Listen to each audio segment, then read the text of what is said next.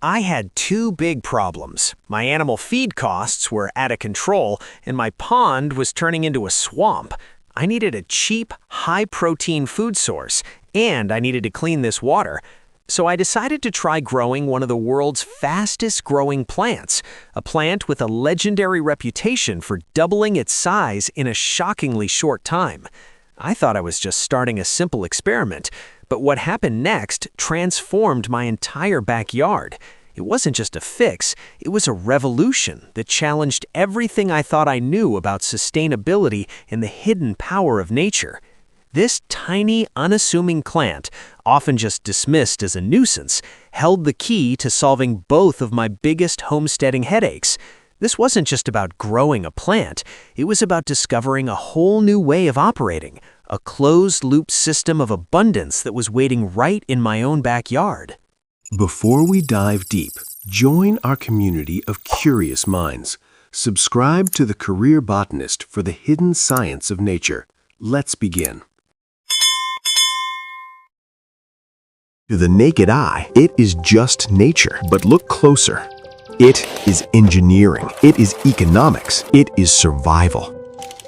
Welcome to the hidden side of biology. This is modern botany. Let's get into the first crisis, the feed bill.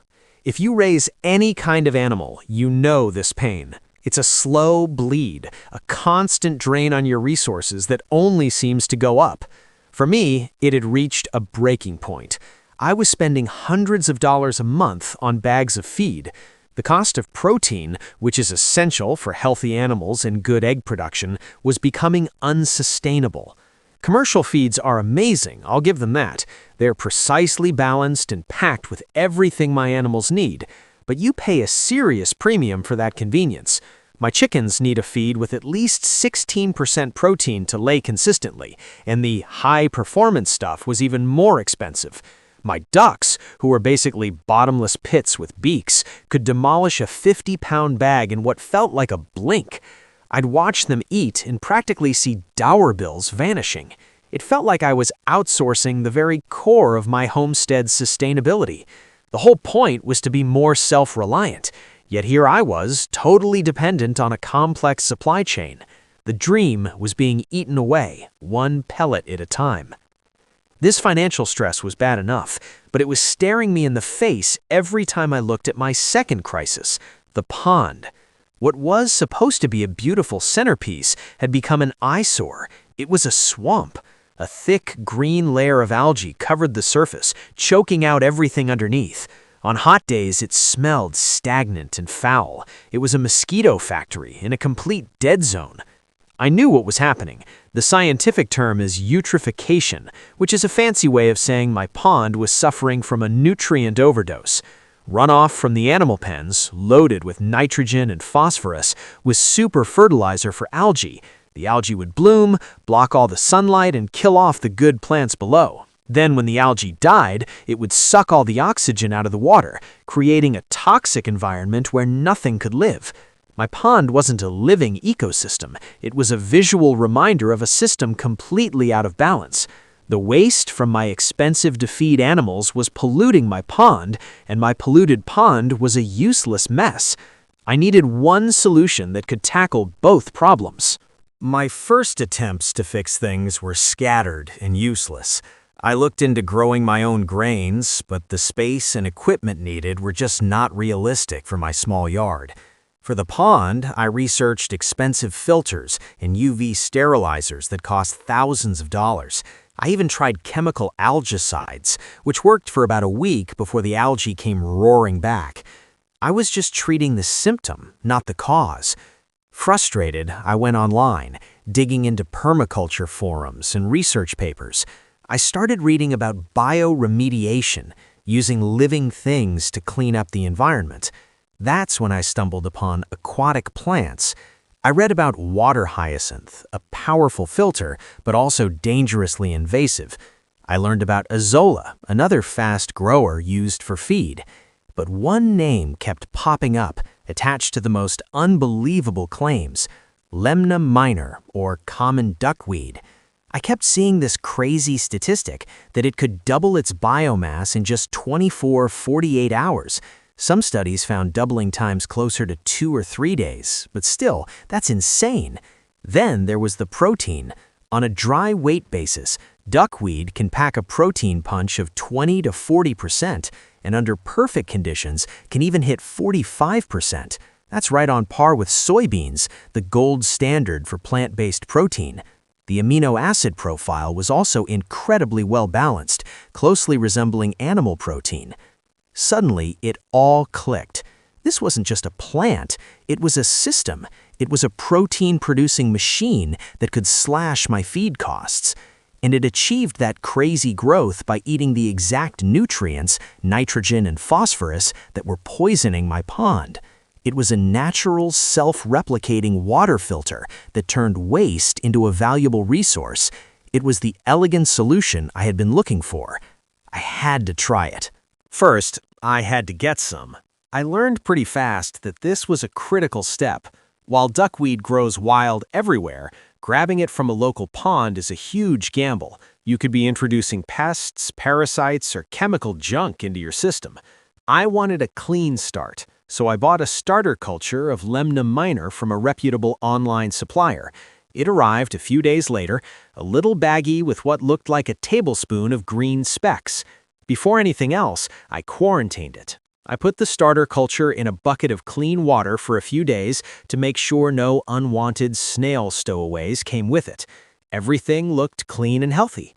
Now for the setup. I wasn't just going to dump it into the swampy pond. I needed a dedicated growing tank to control the conditions and harvest it easily. I built a simple trough, about 8 feet long, 4 feet wide, and only 10 inches deep, using a wooden frame and a pond liner. The research was clear. Duckweed loves shallow, calm water. I put the trough in a spot with bright, indirect light, but shielded from harsh afternoon sun, which can scorch the plant. I also made sure it was protected from strong winds, since duckweed prefers still water. The fertilizer for my new duckweed farm was the problem itself. I set up a simple gravity-fed line to trickle a little of that nutrient-rich algae soup from the main pond into my new trough. This was the core of my closed-loop system, using the polluted water to grow the solution. I also added a small aquarium air stone at one end. While duckweed dislikes surface agitation, a gentle bubbling from below can help boost growth. With the system ready, it was time. I gently poured the tiny baggie of duckweed into the trough. It looked hilarious, just a few green specks floating in a corner, barely covering a fraction of the surface. It felt anticlimactic. Could this tiny patch really live up to the hype? Could it really grow as fast as they say? I'd done the research, I'd built the system, and now all I could do was wait. The experiment was on. The first day, nothing. The little green patch just sat there. I'll admit I had a little flicker of doubt. Maybe the claims were overblown. Maybe my water wasn't right. By day 3, though, something was happening. The patch was definitely bigger. The few specks had become a noticeable cluster. It was working. By day 5, my doubt was gone, replaced by pure amazement.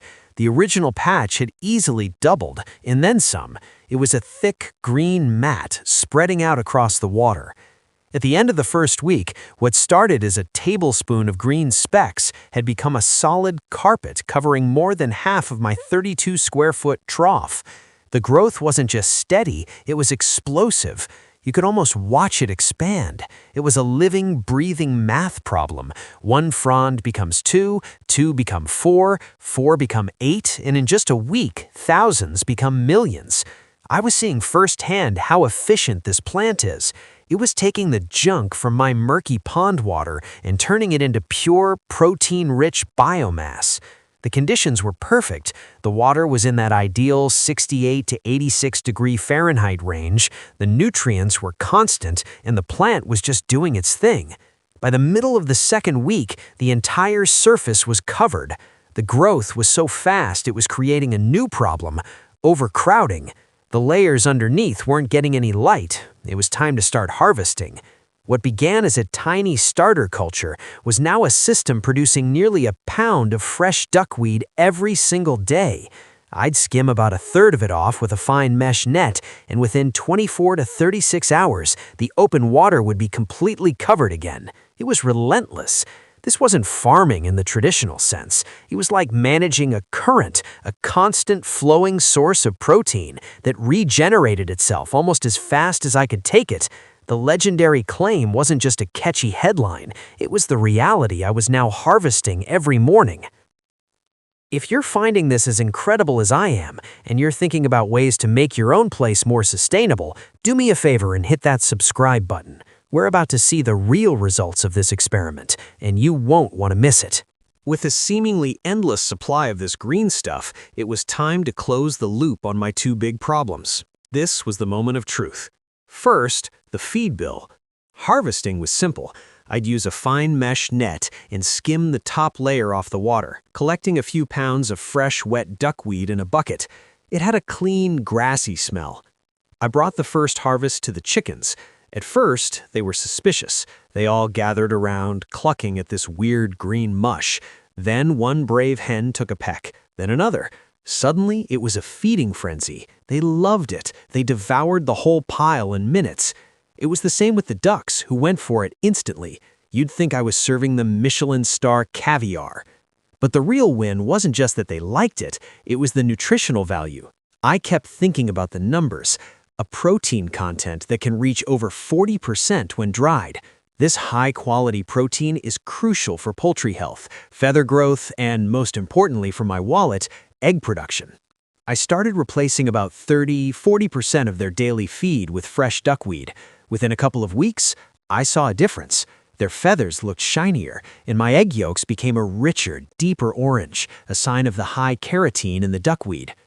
To make it a year-round resource, I started drying my harvests. I'd spread a thin layer on a screen, and in a day or two it would be bone dry and crumbly. I could store this high-protein powder in buckets for the winter months. By replacing a huge chunk of their commercial feed, I calculated I was on track to cut my annual feed bill by nearly 50%. The system was already paying for itself. Now for the second test, the pond. With my trough producing more duckweed than my animals could eat, I started introducing it to the main pond, but cautiously. The last thing I wanted was to trade an algae problem for a duckweed problem. Using some pool noodles and rope, I made a floating boom to contain the duckweed to one section of the pond, covering about a third of the surface. The effect was stunning. The dense mat of duckweed did exactly what I hoped it would. It outcompeted the algae. It blocked the sunlight, starving the algae below. At the same time, its roots were like millions of tiny straws, sucking the excess nitrogen and phosphorus right out of the water. Over the next month, I watched my pond transform. The gross pea soup greens started to fade. The water clarity improved, slowly at first, then dramatically. One morning I walked out, and for the first time in years, I could see the rocks at the bottom of the shallow end. The stagnant smell was gone. The ecosystem was rebalancing. Dragonflies returned. The minnows I had put in years ago were more active than ever, darting in the clear water, using the duckweed for cover. My pond was no longer a swamp. It was a living body of water again. The waste from my animals was being turned into protein, and that protein was cleaning the water. It was a perfect closed-loop system, all powered by this one tiny, miraculous plant. Now, it wouldn't be honest to say this is a perfect, work-free miracle. Duckweed's greatest strength, its unstoppable growth, is also its greatest weakness. This is not a set-it-and-forget-it deal. The biggest concern is invasiveness. If this plant escapes into local waterways, it can cause serious ecological damage, choking out native plants. This is why containment is non-negotiable. My trough is a closed system. In the pond, that floating boom is an absolute must. I never, ever get rid of excess duckweed near a storm drain or creek. Any extra gets composted far from water, where it turns into amazing garden fertilizer. The second challenge is you must harvest it, constantly. If you let the mat get too thick, the bottom layers die, rot, and consume oxygen, which can lead to fish kills and the same nasty smells you were trying to fix. You have to stay on top of the growth. You also have to troubleshoot. Sometimes I'd see fronds turning yellow, which usually means they've used up all the nutrients. The easy fix was just to add more of the rich water from my main pond. In colder weather, growth slows way down. The plant makes little buds that sink to the bottom and wait for spring, so production is seasonal unless you're growing indoors. It's a powerful tool, but you have to use it with knowledge and respect. So, where did this leave me? I started with a crippling feed bill in a dying pond. I was throwing money at one problem and chemicals at the other, and failing at both. The solution came from thinking differently, not buying a product, but cultivating a process. The answer was finding a living catalyst that could turn a waste stream into a value stream, and that catalyst was duckweed. This simple experiment has totally changed how my backyard works. The animal waste is no longer a pollutant, it's fertilizer. That fertilizer grows a crop that provides pounds of high-protein feed, slashing my expenses. And that same plant has resurrected my pond, turning it from a dead zone back into a vibrant ecosystem. The before and after is just staggering. This journey has been about more than just duckweed. It's a lesson in the power of integrated systems. It's about looking to nature, which has already perfected turning waste into abundance. And it proves that sometimes the best solutions aren't the most complex or expensive, but are instead small, simple, and floating right in front of you.